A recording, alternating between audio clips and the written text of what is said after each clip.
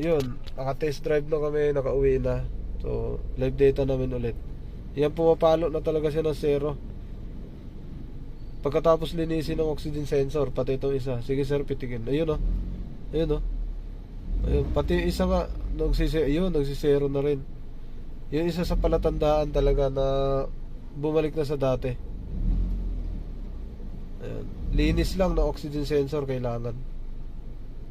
Kasi kahit may data siya, basta nag-stuck siya sa 0.44, 0.44 yung dalawang yan.